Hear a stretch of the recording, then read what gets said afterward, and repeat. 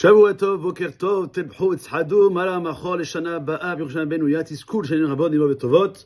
Voilà, j'espère que j'ai énoncé tous les langages coutumiers d'un lendemain de fin de Pessah pour nous retrouver, Bezrat Hashem, et avancer, puisque nous sommes déjà lundi, et d'avoir quelques réflexions sur cette paracha qui va être lue ce Shabbat, paracha de Shemini, qui décrit le 8e et dernier jour de l'inauguration du Mishkan.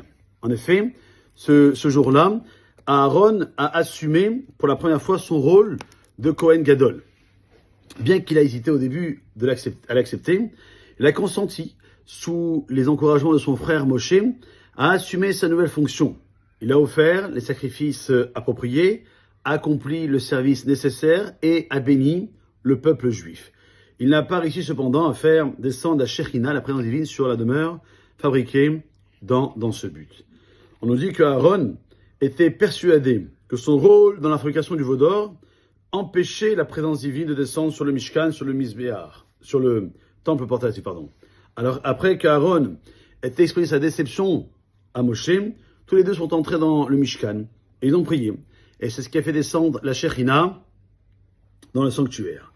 Cet incident nous donne une leçon qui s'applique quotidiennement à chacun d'entre nous. Les bénis d'Israël ont passé plusieurs mois à construire le Mishkan, ses objets. Les Kohanim ont ensuite passé 8 jours consécutifs à l'inaugurer. Ils n'ont pourtant pas connu la réussite avant que la tfila accompagne leurs actes. De même, lorsque nous travaillons d'arrache-pied, on fait beaucoup d'efforts pour nous élever spirituellement. Notre service divin doit être accompagné de prières. Le Talmud rapporte que Rabbi Yehoshua ben Hanania on lui a demandé une fois quelle est la bonne façon d'acquérir la sagesse. Et le Rav a répondu, il faut consacrer beaucoup de temps à l'étude de la Torah et limiter le temps qu'on consacre au travail. On lui a fait remarquer que nombreux ont suivi ce conseil sans réussir. Ce à quoi il a répondu, il faut demander la pitié à Dieu parce que c'est lui qui détient la sagesse pour chacun d'entre nous. Alors je me demande que si acquérir la sagesse dépend entièrement de la prière, pourquoi la réponse de Rabbi Yehoshua commence-t-elle par « on acquiert la sagesse en consacrant beaucoup plus de Torah que de faire autre chose ?» Et la Gemara répond que l'un sans l'autre ne suffit pas. On comprend facilement qu'un homme qui n'ouvre jamais un livre de Torah et passe sa journée à prier pour sa réussite dans l'étude de la Torah, il ne va pas acquérir la sagesse. Il est plus difficile de comprendre que celui qui passe toute la journée plongé dans l'étude ne réussira pas s'il n'a pas prié Hachem de l'aider. Et la Gemara semble pourtant dire que l'étude est accessoire et la tfila, la prière, est essentielle. Et si nos sages le disent, c'est que c'est vrai. Or, il faut étudier.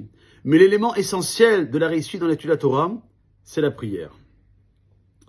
On doit comprendre que toutes les entreprises matérielles doivent être accompagnées de la prière pour réussir. Mais nous avons plus de mal à concevoir que cette règle s'applique aussi à nos entreprises spirituelles. Alors on pourra tant accomplir dans ce domaine si on ajoute une prière sincère à nos efforts.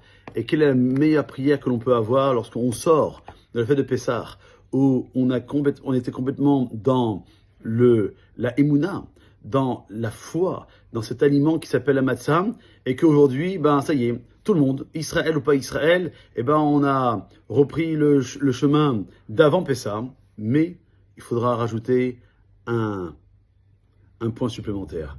C'est que ma émouna, ma nourriture de matzah, que j'ai ingurgitée pendant 7 jours en Israël et 8 jours en dehors d'Israël, elle doit jamais m'abandonner. Quand même, je vais rentrer dès ce matin un croissant, une pizza ou des spaghettis et faire en sorte que véritablement, ce soit dans ce chemin-là qu'on arrivera à ce que Akadosh Baruch Hu nous donne les portes de la réussite. Passez une bonne journée.